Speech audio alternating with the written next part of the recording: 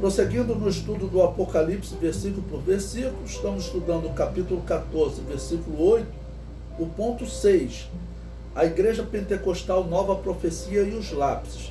Esse versículo ele dá ênfase, esse versículo 6 de Apocalipse 14, esse versículo 8 de Apocalipse 14, ele dá ênfase à Babilônia apocalíptica. Então estou trazendo detalhes aqui para vocês sobre como essa instituição agiu na história. Nesse ponto aqui eu vou falar de uma igreja chamada Nova Profecia, que eu aconselho a vocês que vocês leiam na História Eclesiástica de Eusébio de Cesareia. Vocês sabem que Eusébio de Cesareia, ele escreveu essa história a pedido do imperador de Roma. Eusébio de Cesareia era um historiador católico. Eusébio de Cesareia, ele fez parte dos bispos, chamados lápises, ou seja, caídos. A história comprova que ele foi preso no Egito, naquela que foi a pior das perseguições, que nenhum cristão escapava, a não ser que aceitasse, principalmente os pastores e bispos, trabalhar no culto de Mitra. Se você reconhece, vai ali queimar incenso para Mitra, prestar culto a Mitra, e ficava trabalhando lá naquele culto pagão. Isso durou 10 anos. E Eusébio de Cesareia, nos seus escritos, ele critica muito uma igreja, que essa igreja ele critica por ela acreditar que Jesus reinaria na terra por 1000 anos, eu vou falar sobre isso aqui, ele critica essa igreja porque ela acreditava em dons espirituais, inclusive ele critica 2 mulheres que eram profetisas nessa igreja, diz que profecia delas não se cumpriram, porque elas teriam falado que uma grande guerra viria, e como assim não se cumpriu? Porque exatamente o período que ele foi um bispo traidor, foi trabalhar no templo de Mitra e de Júpiter, foi uma grande perseguição. Por quê? Porque o Império Romano estava enfrentando grandes guerras contra os bárbaros. Mas ele diz que não se cumpriu. Bom, de qualquer maneira, uma profecia dessa profeta da igreja chamada Nova Profecia, que ele chama também de igreja montanista, porque se destacava um pastor chamado Montano, ele critica também essa igreja, porque ele diz que essa igreja acreditava que estava vivendo a era do Paracleto. Como assim? O que há de errado? E ele diz que Montano fugiu para uma montanha, dizendo que ia esperar o reino de Deus. Mas era assim que os cristãos sobreviviam, porque se ficasse em Roma, se ficasse nas grandes cidades, viravam lápises, como Eusébio de Cesareia se tornou. Então, Montano, com essa igreja, durante a perseguição, ele fugiu para as montanhas. E depois os cristãos voltavam quando acabava a perseguição, porque não tinha como enfrentar o Império Romano. Quem ficasse na cidade seria morto, Porque também o imperador dizia, olha, quem denunciar um cristão vai poder ficar com os seus bens. Aí todo vizinho, eu sei que tem um cristão aqui. Denunciava o cristão era morto, ele ficava com os bens do cristão. Bom, então vamos falar um pouco agora sobre essa igreja pentecostal Nova Profecia. Eu recomendei vocês que leiam o livro de Eusébio de Cesareia, e vocês verão que Eusébio de Cesareia, ele não cita uma heresia dessa igreja. Mas tem aí na internet, as pessoas inventam um monte de heresias. Tem até uma heresia que eles citam, mas que Eusébio de Cesareia não fala dessa heresia, que ele teria marcado o dia e a hora da volta de Jesus. Bom, se fosse assim, eles teriam que considerar Lutero, Calvino, todos como hereges, porque eles anunciaram que Jesus iria voltar naqueles dias. E Montano nunca disse que Jesus iria voltar naqueles dias. Na verdade, ele nunca marcou o dia e a hora. Eusébio de Cesareia não diz isso. As pessoas inventam. Mas Eusébio de Cesareia não diz isso. Então, eu desafio aqueles hereges aí que dizem que essa igreja pentecostal era herética, leia a obra de Eusébio de Cesareia, que é a única fonte que nós temos que fala dessa igreja Nova Profecia. Bom, fora dessa nós temos os escritos dos autores dessa igreja Nova Profecia, em especial um homem chamado Tertuliano e um homem chamado Cipriano de Cartago, que a igreja católica, por uma distração histórica, colocou ele como um católico, mas ele não era. Ele era dessa igreja Nova Profecia, tá bom? E também algumas pessoas que foram martirizadas, todos dessa igreja, enquanto os católicos, vamos assim dizer, como Eusébio de Cesareia, quando chegava a perseguição, eles iam trabalhar no templo pagão, enquanto a igreja pentecostal Nova Profecia, o próprio Cipriano de Cartago, ele foi acusado de ter fugido num determinado período, porque não tinha como sobreviver, né? Então ele, para continuar pregando o evangelho depois, ele fugiu, mas depois acabou sendo capturado e aí foi martirizado. Então, entre o membro da igreja Nova Profecia, chamado Cipriano de Cartago, e Eusébio de Cesareia, quem você acha que é o cristão? É claro que é Cipriano de Cartago, mas a igreja católica, ela difama essa instituição chamada Nova Profecia. Bom, o comentário diz: a Babilônia apocalíptica sempre criticou a igreja Nova Profecia por esta acreditar em dons espirituais e rejeitar o batismo infantil. Mas eles se distraíram na história e acabaram por beatificar Cipriano de Cartago, um pastor da igreja evangélica Nova Profecia. Cipriano se caracterizou pela misericórdia, mas também pela punição aos lápices, preparando-os para retornarem à igreja de Jesus.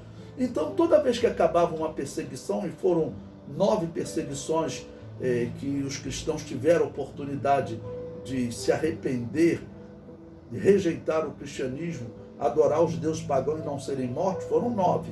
Aí a gente não conta de Nero, porque eles não tiveram essa oportunidade. Então, nessas 9, quando acabava a perseguição, era um grande problema o retorno desses pastores para a igreja, né? Então, o que os cristãos que fugiram para as montanhas ou ficaram escondidos, eles faziam, olha, eles não podem voltar logo para o ministério.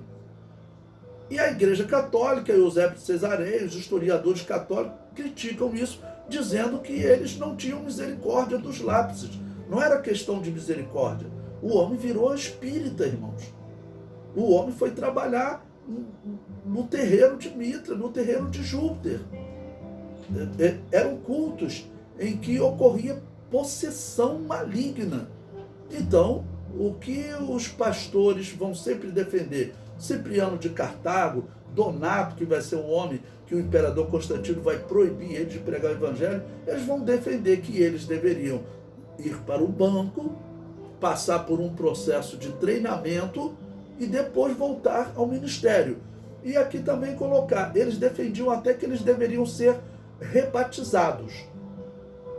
Alguém pode até condenar, mas, olha, eu também não digo que eles estivessem 100% errados, dizer que eles deveriam serem rebatizados, porque eles tinham sido batizados, mas eles faziam parte do ministério e eles foram trabalhar no templo pagão. Então não dá também para condenar tanto Cipriano de Cartago quanto Donato e outros pastores, né, que realmente, num caso desse, eles defendiam um rebatismo. Eles tinham sido batizados mesmo quando adulto, não é caso de batismo infantil, não. Eles tinham sido batizados quando adulto, só que se tornaram pagãos. Então, como proceder no retorno deles? Bom, no mínimo, tem que concordar que Cipriano de Cartago, que Donato estavam corretos quando diz que eles deveriam passar por um momento de provação e depois serem readmitidos ao ministério.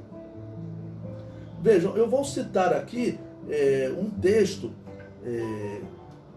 que trata exatamente desses lápises, tá ok? Diz assim: a questão disciplinar ocupa não pouco espaço em seu epistolário, particularmente porque durante a ausência de Cipriano, os presbíteros que se haviam oposto à sua eleição puseram-se a afirmar que ele fugira covardemente, né? Então o que ocorre? Tinham os bispos que aceitavam adorar aos deuses pagãos, tinham os bispos que acabavam ficando e sendo mortos, e tinha os bispos que fugiam. Bom, Cipriano, ele fugiu, ok? Num primeiro momento, depois ele vai acabar por ser morto, mas num primeiro momento ele fugiu. Então tinha alguns que criticavam Cipriano por ele ter fugido, tá bom? Mas não foi só ele, pelo que nós observamos, Montano também fugiu para as montanhas, porque tinham perseguições que não tinha jeito, era fugir ou morrer. Então diziam que ele fugira covardemente, a tomar decisões contrárias à dos bispos e a nutrir divisões internas. Cipriano teria voltado à sua sede assim que cessaram as perseguições, mas as referidas divisões impediram que retornasse logo. Seu retorno só foi possível depois da Páscoa de 251 da era cristã, né?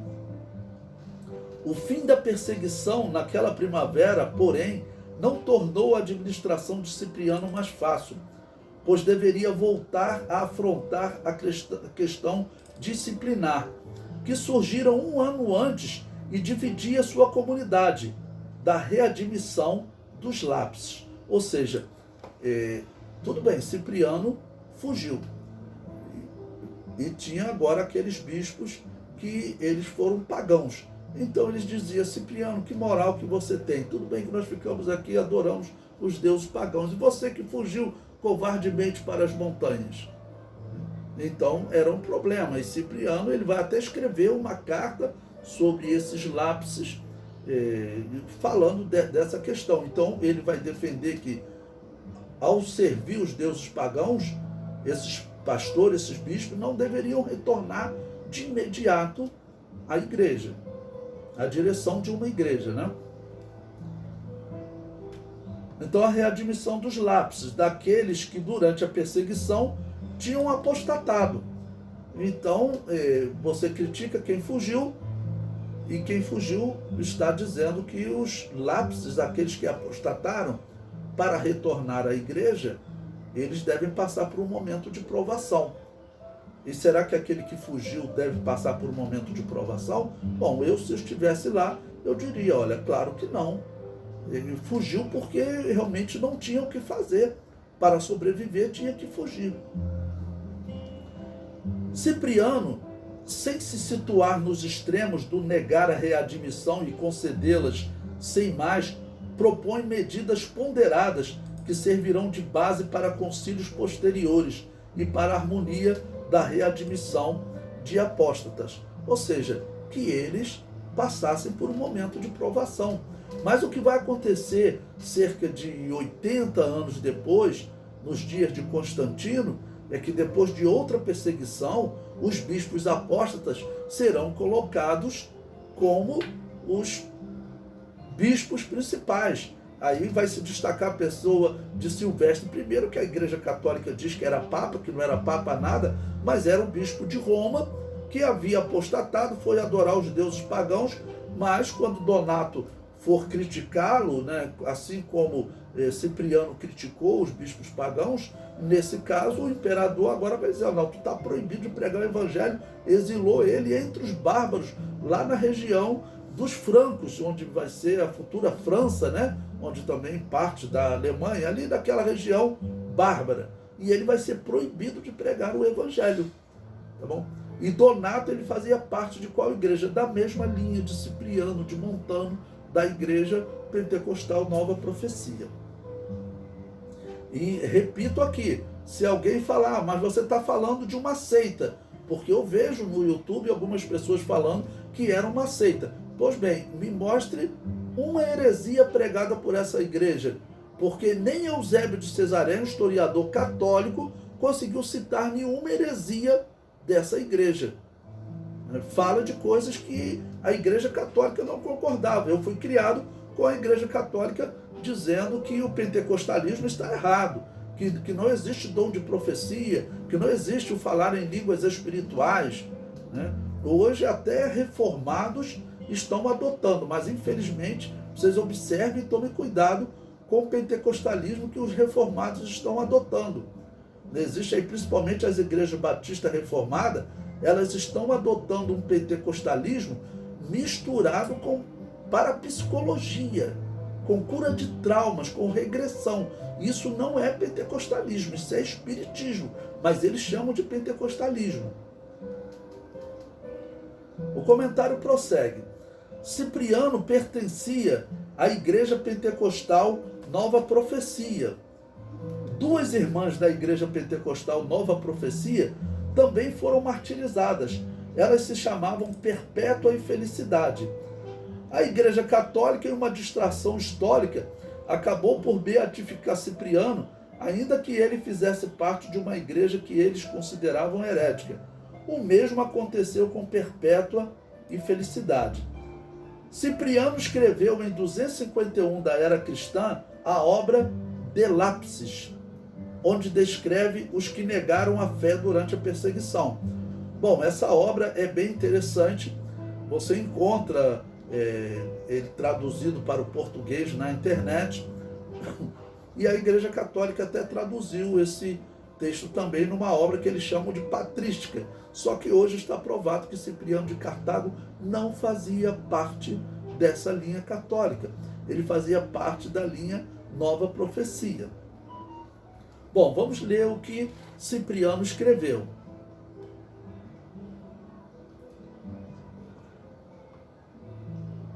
Ele diz: resististes bravamente ao mundo, destes a Deus um espetáculo glorioso, fostes de exemplo aos irmãos que vos seguirão.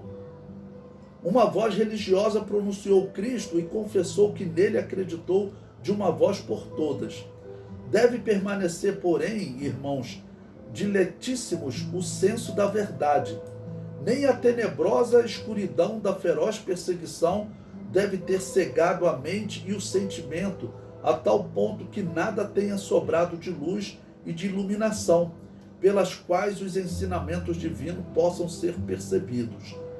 Quando se conhece a causa da desventura, encontra-se também o remédio da ferida.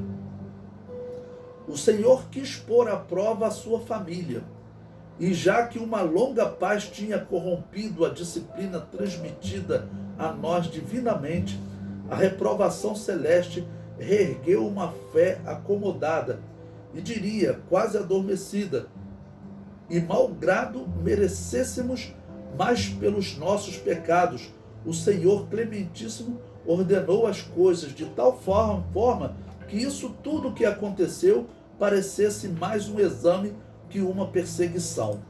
Então ele está dizendo que a perseguição foi um exame. Para alguns, todas estas coisas perderam-se como algo nefasto, saíram da sua memória. Nem ao mesmo esperaram, uma vez presos, subirem os degraus para negar sobre interrogatório.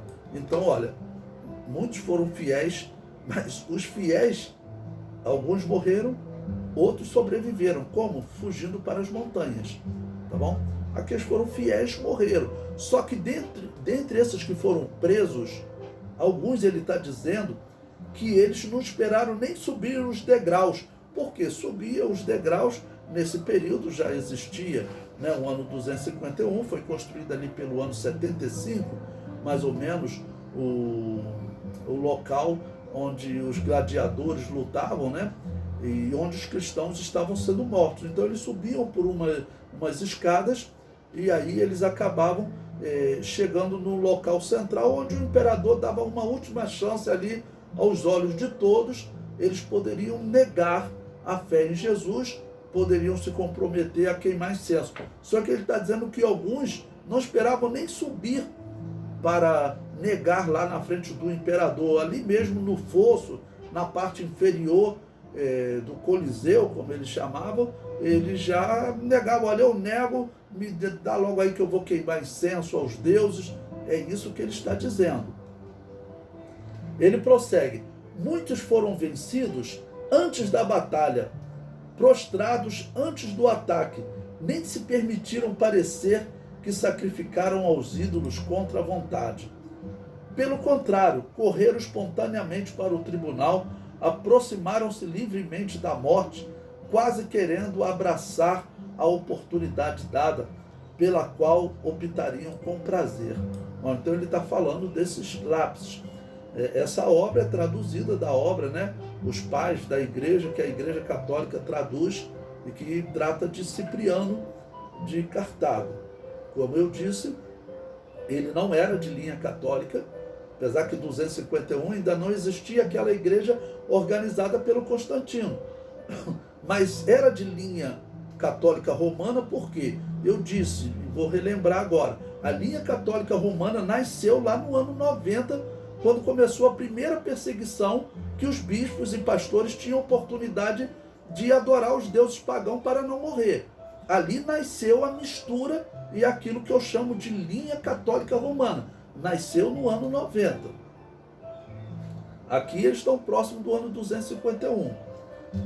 O comentário prossegue, a carta de Cipriano prossegue. Quantos foram mandados embora pelos magistrados em razão do cair da noite? Quantos até tiveram que suplicar para que a morte não fosse diferida? Qual força exterior tal pessoa pode alegar como desculpa do seu pecado, quando ele próprio fez força maior para perecer? As feridas dos moribundos ficaram abertas, e a doença letal instalada no mais profundo das vísceras fica escondida sobre uma dor fingida. Retornando dos altares do diabo, se aproximam do santo lugar de Deus com mãos sujas, infectadas de fedor. Bom, essa aqui é a questão que alguns criticam Cipriano, né, pela forma como ele descreve os lápises. Bom, Cipriano, ele não está mentindo, né? Os altares pagãos eram os altares do diabo.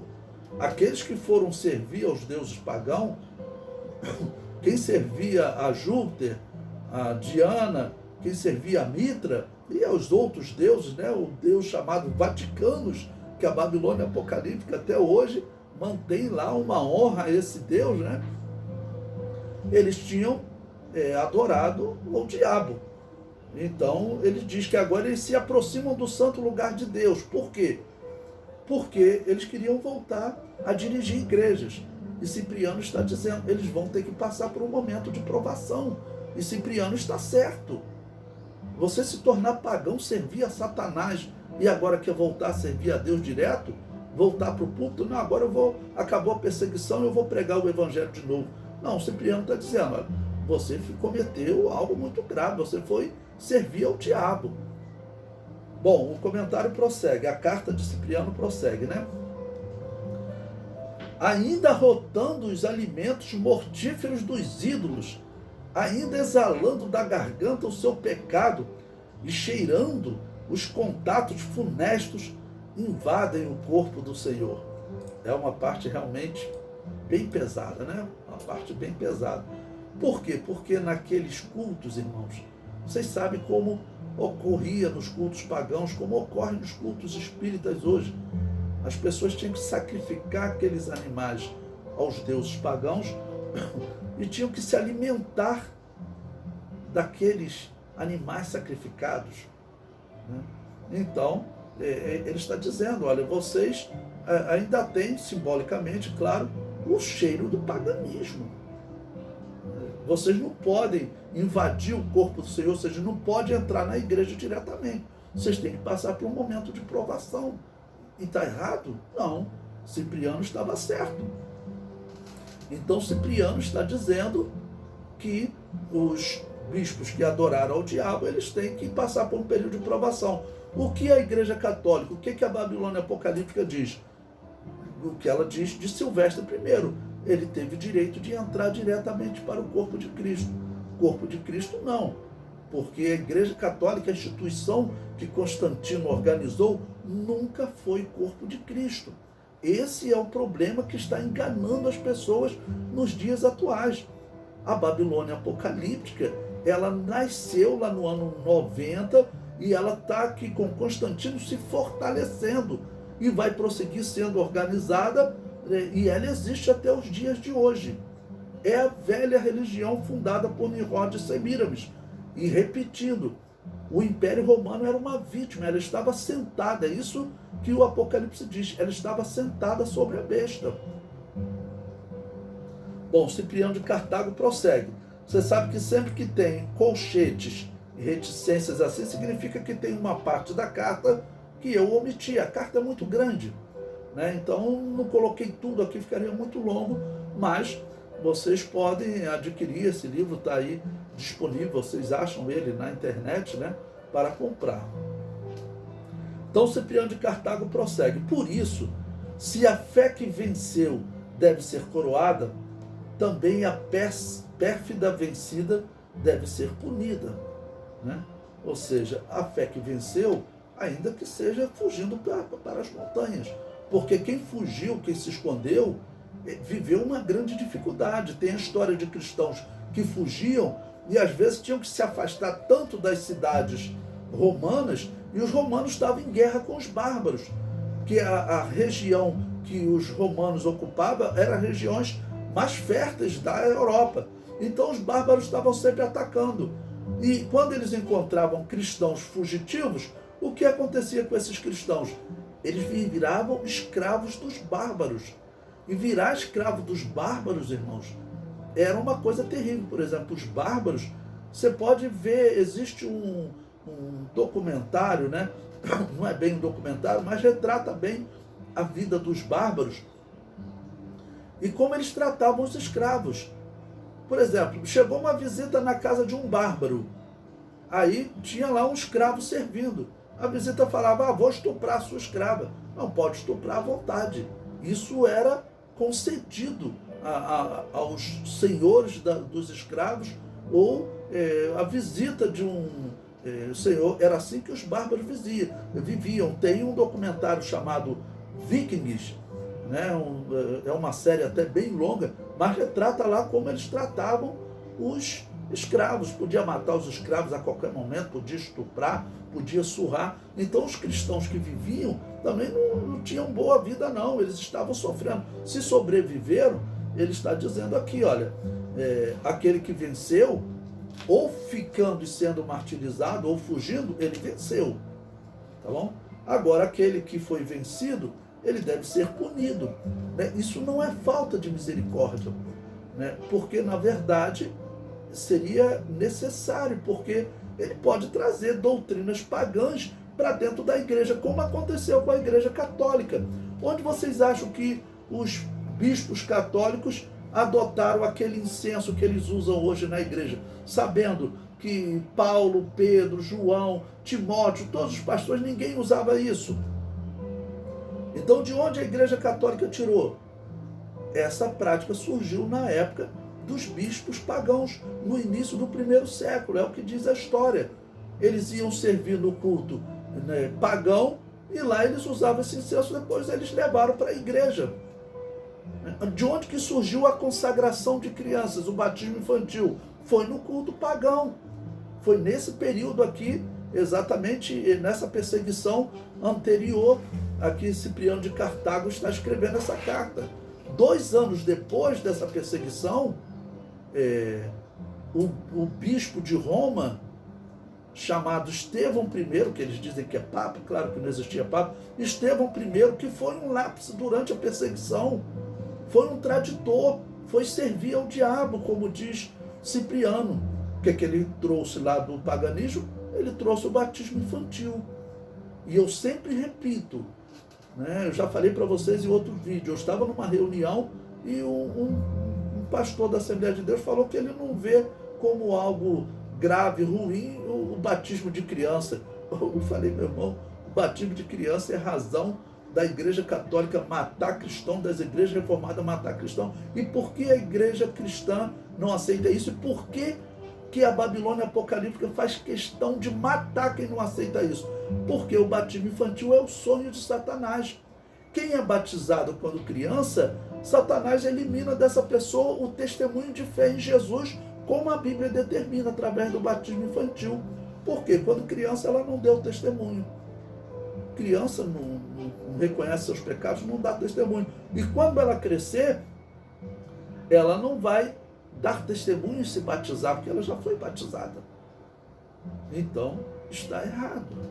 E foi por isso que a Igreja Católica perseguiu e matou, entre eles, a Igreja pentecostal Nova Profecia, da qual Cipriano fazia parte, da qual Tertuliano fazia parte. Depois eu vou contar em outro ponto a história de Tertuliano.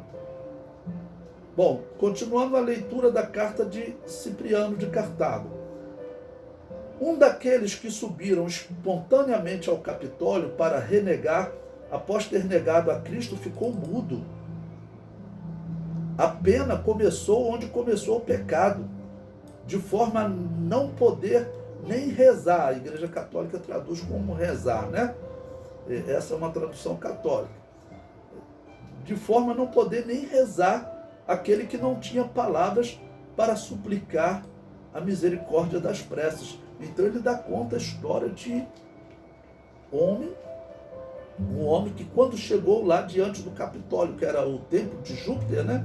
Quando ele chegou lá para renegar Jesus, negar Cristo, ele ficou mudo.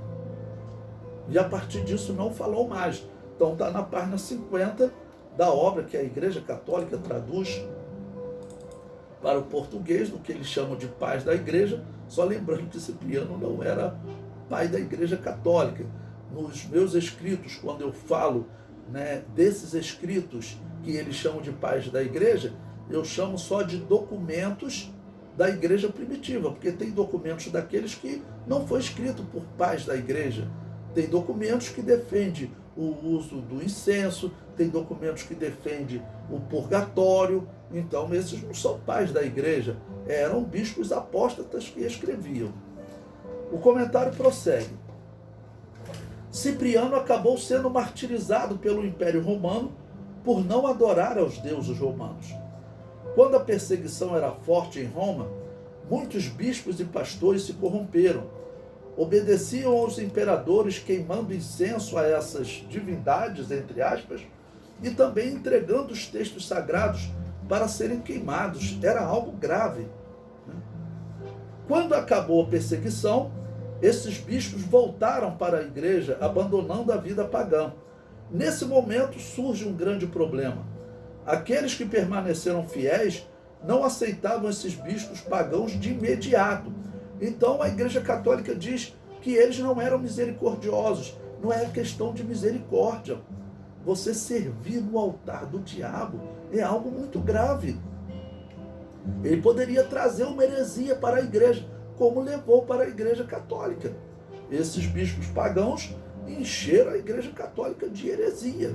Tá? E ela com incenso de mitra até hoje, funcionando nas suas igrejas, nas suas paróquias.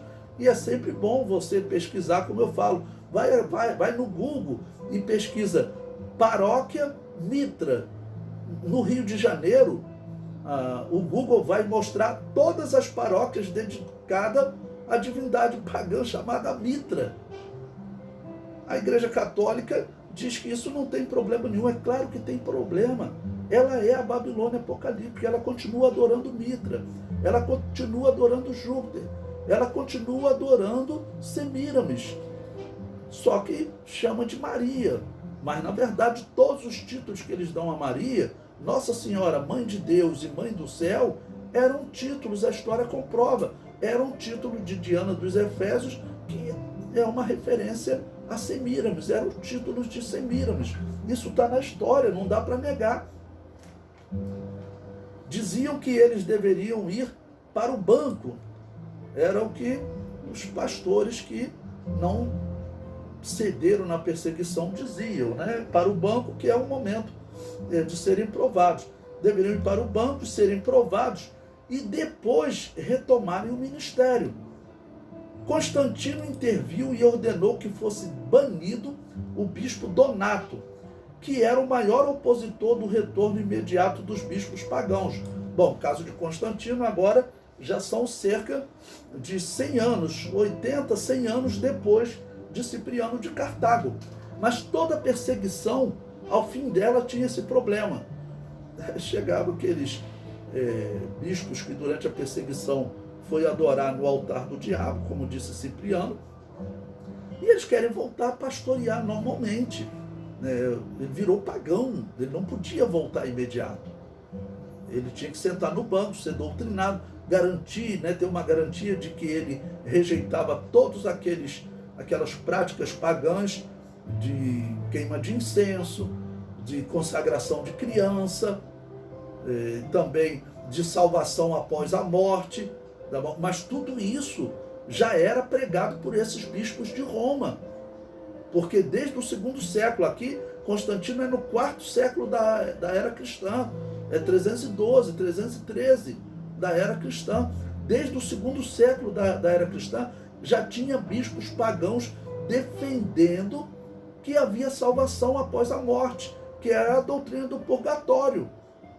Se a igreja de Roma, nesse período, tivesse cedido à pregação de Donato, não, esses bispos têm que ir para o banco ser provado, não, vamos tirar todas essas heresias pagãs. A igreja católica Babilônia Apocalíptica teria deixado de existir, mas Constantino queria essa igreja pagã, porque, claro, Constantino, ele estava ali a serviço de Satanás, esse homem nunca foi de Deus. A história diz que ele nunca dedicou a Jesus Cristo a sua vitória, ele dedicava ao Sol Invicto. O Sol Invicto era o título de Mitra, que, segundo o paganismo, tinha nascido no dia 25 de dezembro. Então, a igreja cristã tem que abrir os olhos, porque existem pessoas que são cristãos, mas que infelizmente estão sendo levados por esse paganismo católico. O comentário prossegue. Donato era também um dos bispos que não aceitava o batismo infantil, porque ele era da igreja pentecostal Nova Profecia. Donato era criticado por defender que os pecadores deixavam de ser cristãos. Então, se a pessoa se desviou do evangelho, ele não é mais cristão. Ué, mas está errado. Olha, eu vou citar agora uma obra de um historiador católico, Daniel Rupes, membro da Academia Francesa de Letras. Ele vai criticar que é a visão católica, dizendo que a pessoa que se desviou do evangelho, que ela deixou de ser cristão. O pecador não é cristão.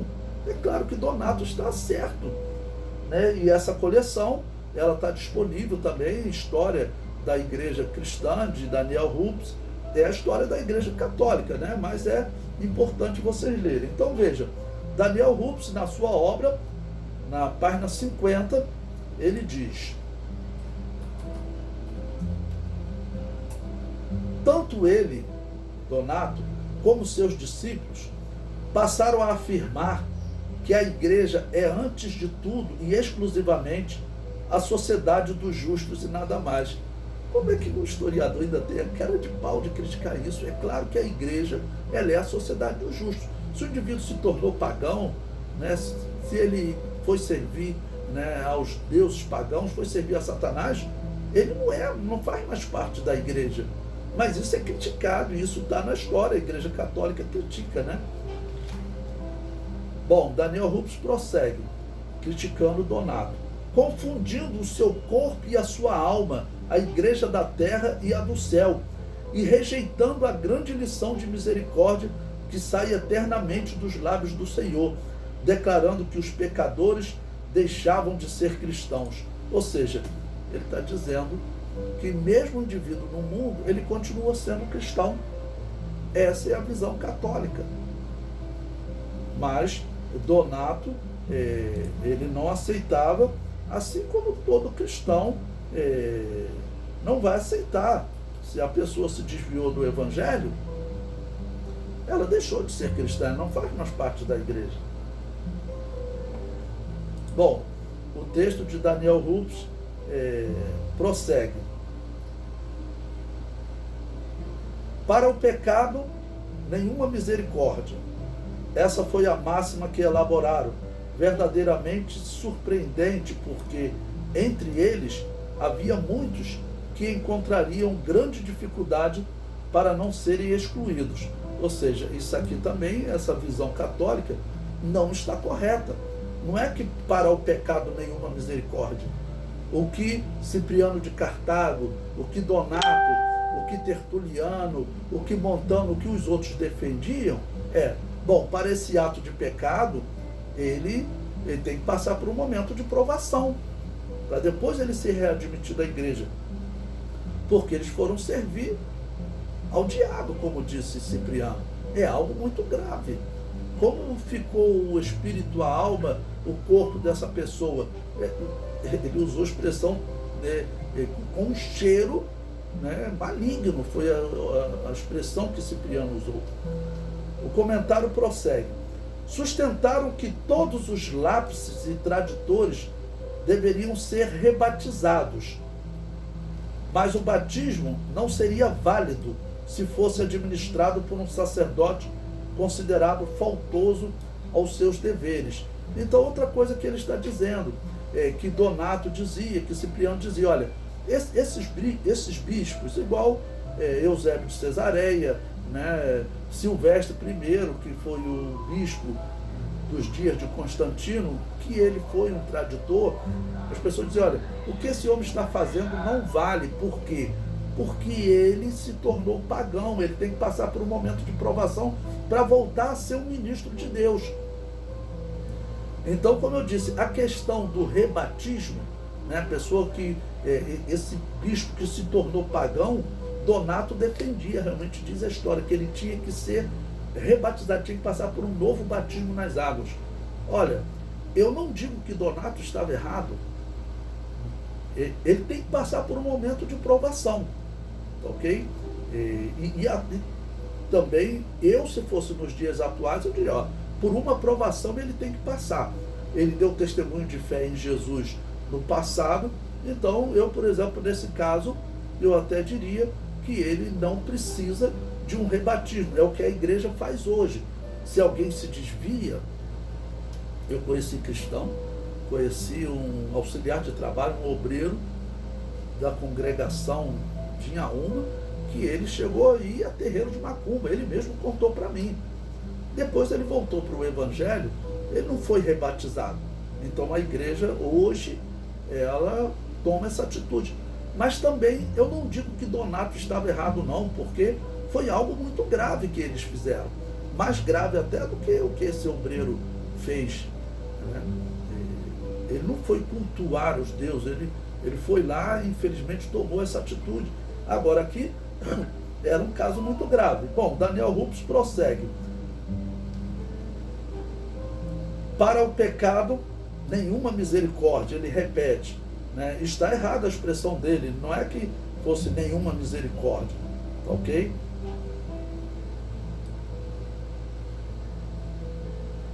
Desculpe, essa parte aqui estou repetindo.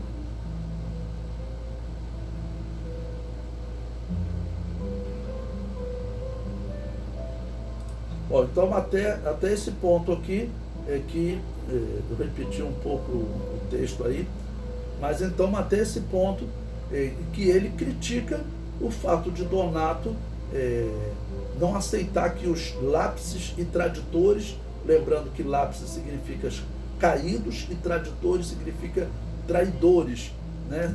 É a definição daqueles sacerdotes, daqueles pastores e bispos que eles foram trabalhar no culto de Mitra, né?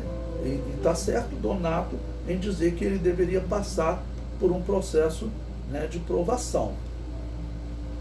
Donato defendia um momento de prova para os pastores que negavam a fé e aceitaram trabalhar no culto espírita de Mitra e Júpiter, onde havia possessão demoníaca.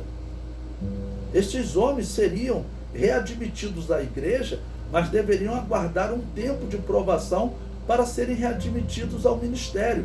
Então, não está correto o que Daniel Rupes diz, né, para os traditores, misericórdia, para o pecado nenhuma misericórdia. Não é assim também, havia misericórdia. Eles poderiam ser readmitidos, mas teriam que ser provados. Constantino ordenou que todos fossem readmitidos imediatamente. Assim foi formada a Igreja Católica, de bispos recém-saídos do cultos pagãos, direto para o púlpito romano. Então, é por isso que eu digo que essa é sim a instituição que a Bíblia chama de Babilônia Apocalíptica. E quando chegar no capítulo 17, que o Apocalipse alerta tanto quanto essa instituição, que ele dedica um capítulo inteiro E outros textos também, no capítulo 15, vai falar da Babilônia apocalíptica também. Ela é muito falada. E nós veremos todas as características dela e veremos que nenhuma instituição na história da humanidade se encaixa com essas definições que o Apocalipse nos dá para a Babilônia apocalíptica. A única instituição é a Igreja Católica Apostólica Romana.